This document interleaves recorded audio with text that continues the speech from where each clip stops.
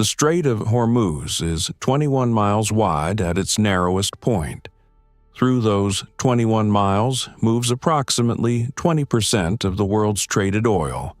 Tankers, LNG carriers, bulk vessels, the physical infrastructure of the global energy economy, navigating a channel so constrained that the inbound and outbound traffic lanes are separated by a median strip of water less than 2 miles across.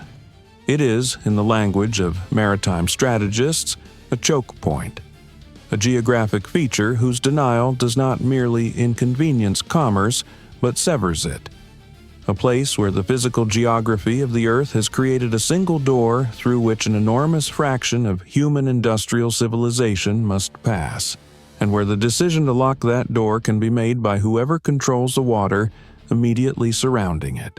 Iran controls that water, or believes it does. On March 9, 2026, 11 days into Operation Epic Fury, the signals intelligence picture assembled by the National Geospatial Intelligence Agency, cross-referenced against the acoustic track data from 3 Allied submarines operating in the Gulf of Oman and the Northern Arabian Sea, produced a targeting package that was transmitted to 5th Fleet Headquarters in Bahrain at 1:17 a.m. with a priority classification that meant the duty admiral was woken from 4 hours of accumulated sleep to review it personally. The package documented what American ISR assets had been tracking for 72 hours. A coordinated Iranian naval mining operation across the western approaches to the Strait of Hormuz, executed by a combination of IRGC naval vessels, converted fishing boats and small surface craft operating in 3-vessel teams at night without running lights. The mines being deployed were not antique. They were influence mines. Bottom-resting, magnetically triggered devices calibrated to the signature profile of large displacement vessels. The mine-laying pattern, reconstructed from satellite imagery of the surface craft movements and correlated against the known Iranian mine doctrine in the classified database, indicated that the IRGC was not attempting to seal the strait. They were attempting to create a declared threat, to announce, through the deployment of sufficient mine density that any responsible shipping operator would need to assume the worst, that transit through the strait carried a risk that their insurers would not cover and their corporate liability frameworks could not absorb. The physical mines were the instrument. The psychological effect on the global shipping industry was the weapon. By the morning of March 9th, 3 major shipping consortiums had suspended all Hormuz transits pending clearance assessment. Oil futures had moved $11 in 18 hours. The International Energy Agency was in emergency session for the 3rd time in 11 days. The President of the United States had posted a public warning demanding the immediate removal of any mines. The warning had been issued in the blunt, direct language of someone who understood that the audience for that message was not the Iranian government, but the markets. That the message was designed to signal intent before action, to create the diplomatic and informational framework within which military action would occur. The action was already being planned when the message was posted. The targeting package transmitted to Bahrain at 1:17 a.m. identified 31 surface craft assessed with high confidence as active mine-laying platforms, an additional 22 assessed with moderate confidence, and 7 more flagged as possible but unconfirmed.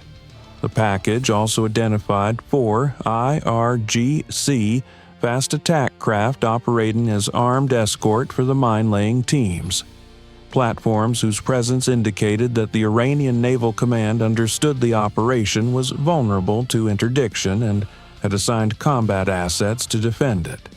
The total force picture, when the duty admiral reviewed it at 1:31 a.m., represented the most coherent Iranian naval formation that American forces had engaged since the conflict began.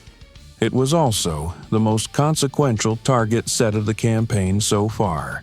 Destroying the Iranian Navy's ability to lay mines in the Strait of Hormuz would not end the conflict, but it would remove the one instrument that Tehran had demonstrated it could use to impose a cost on the global economy that military power alone could not immediately counter. It would reopen the door. The strike package was authorized at 2:44 a.m. It required coordination between 3 separate platforms operating in 3 separate maritime domains, none of which were in direct communication range of each other, and all of which had to execute their portions of the engagement within a window tight enough that the IRGC surface craft could not scatter before the package was complete.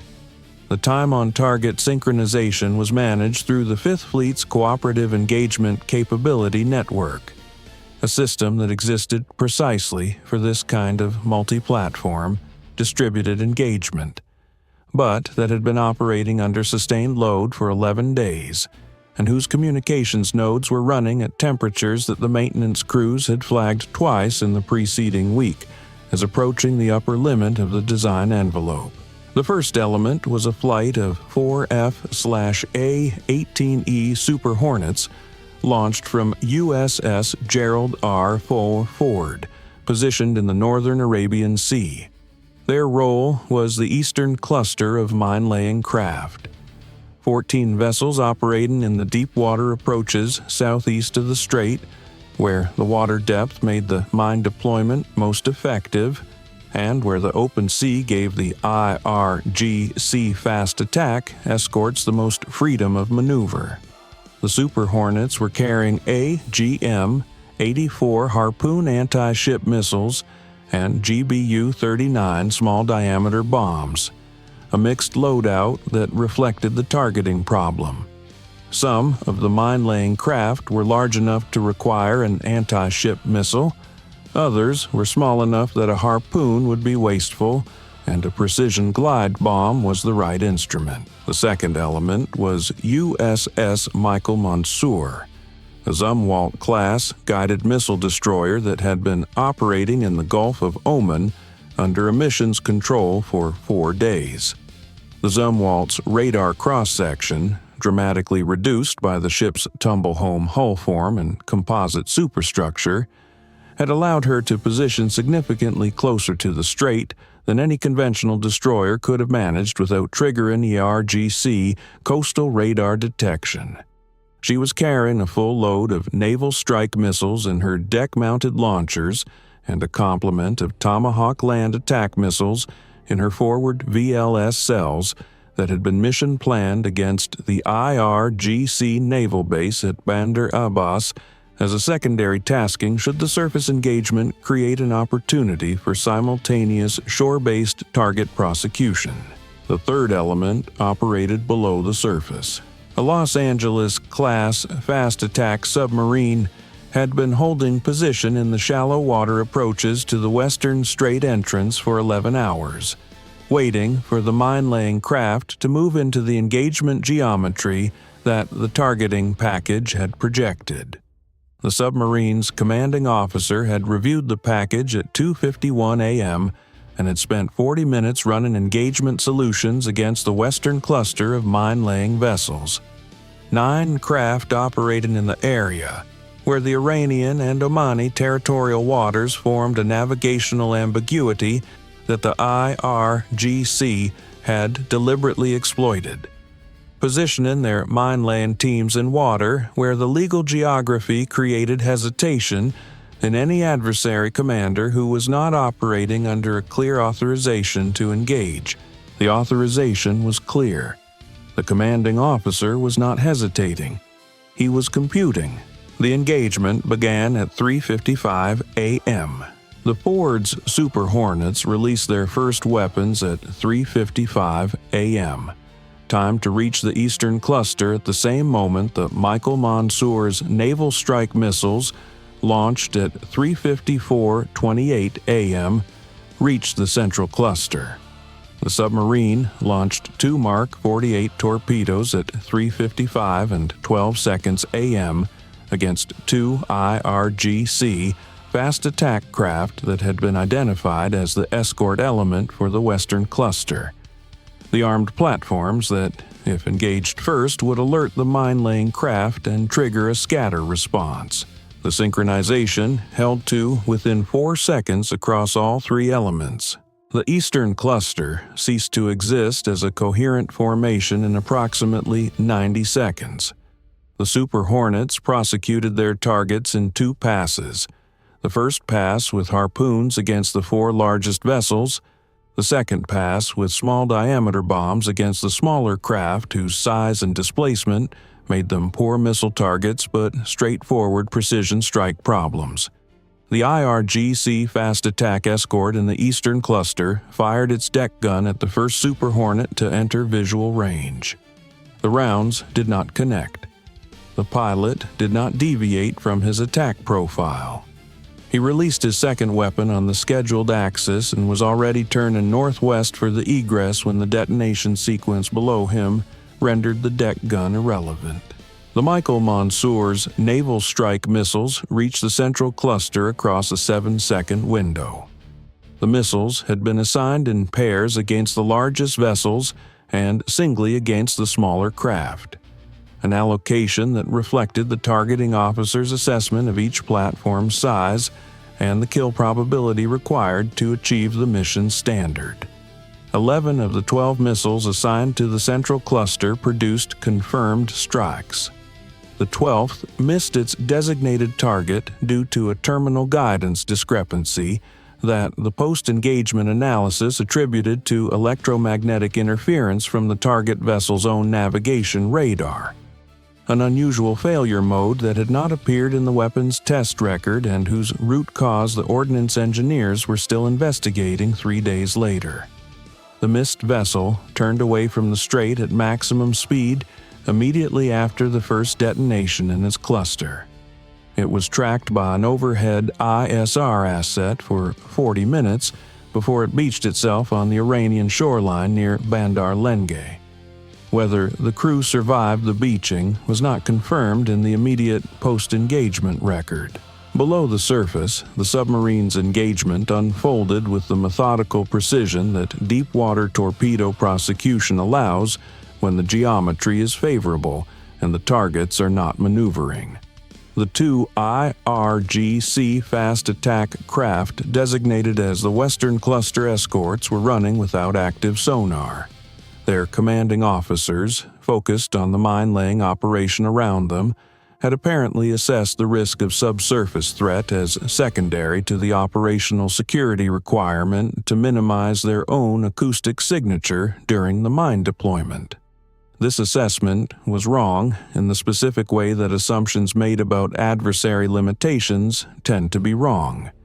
It was based on an accurate understanding of the general capability of the threat environment and an inaccurate understanding of what had been positioned in the water around them during the preceding 11 hours. Both fast attack craft were removed from the battlespace by 4:02 a.m.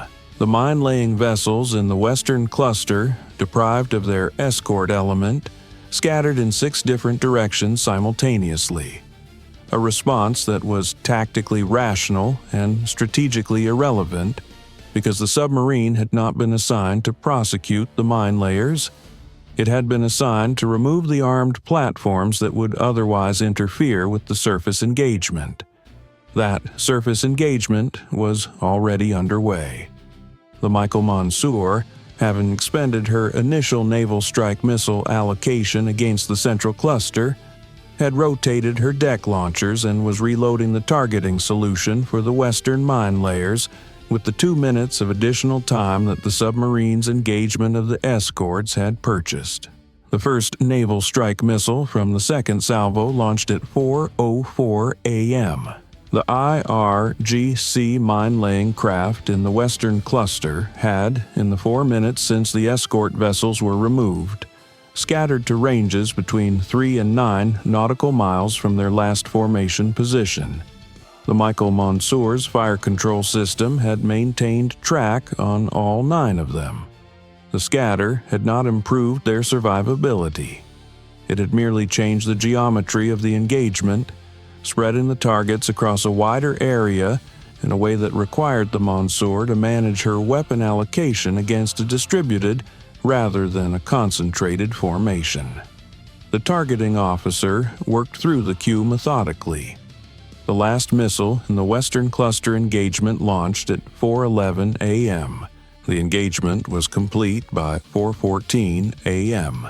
The post-engagement battle damage assessment, conducted over the following 6 hours by a combination of satellite imagery, overhead ISR, and acoustic data from the submarine, and from a second Allied underwater asset that had been maintaining passive track throughout the engagement, documented the following: 29 mine-laying craft confirmed as total loss of asset, 4 additional craft with severe damage assessed as mission killed. The 2 IRGC fast attack escort vessels in the Western Cluster removed from the battlespace by torpedo. The Central Cluster escort vessel that had attempted a high-speed withdrawal beached on the Iranian coastline. The mine-laying capability that the IRGC had assembled over weeks and deployed over 3 nights had been reduced in 19 minutes of coordinated engagement to a scatter of debris across an area of approximately 40 square nautical miles of the western Hormuz approaches. 35 mines were subsequently recovered or neutralized by U.S. and Allied mine countermeasure vessels operating under the same force package authorization over the following 48 hours. The water depth in the western approaches ranged from 30 to 90 meters, shallow enough for the MCM vessel's sonar to image the sea floor, deep enough that the mine recovery operations required dive teams working at the limit of their comfortable operating range, in water temperature that the mission logs recorded as 17 degrees Celsius, in visibility that the divers described as adequate at 10 meters and marginal at 15. The divers neutralized 35 mines in 48 hours. They found no indication that the mine-laying operation had progressed far enough to create a density that would have made Hormuz transit genuinely impassable. The Iranian strategy had not yet reached the threshold of physical denial. It had reached the threshold of market denial, the perception of risk sufficient to stop shipping. And the difference between those two thresholds was exactly the space that the intelligence collection and the strike operation had exploited. The Strait was declared clear for commercial transit at 6:45 a.m. on March 11th. 3 shipping consortiums resumed Hormuz transits within 4 hours of the clearance declaration. Oil futures retreated. Not entirely. The conflict was still ongoing. The physical infrastructure of the Gulf's energy system was still operating under threat, and no single engagement, regardless of how complete, could erase the 11 days of market disruption that had accumulated. But the specific instrument that Tehran had deployed to hold the global economy at gunpoint had been removed from the battlespace, and the markets registered that removal with the same precision they had registered the threat.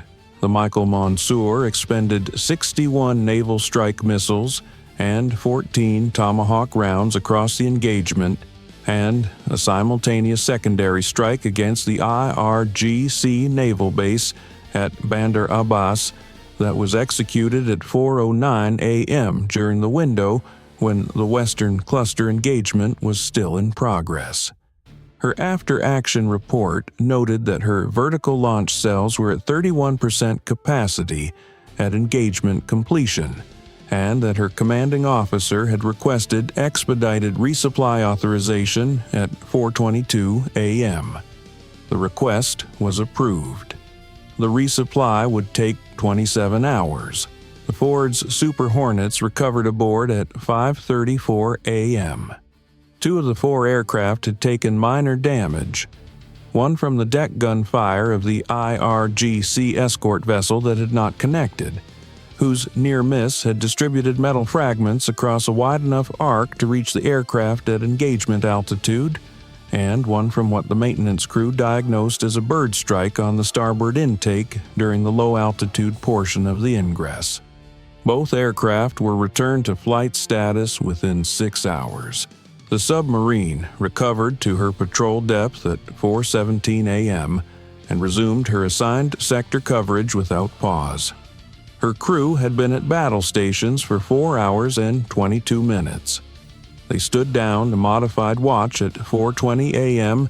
and did not record their own thoughts about what had occurred, because submarines do not maintain that kind of record.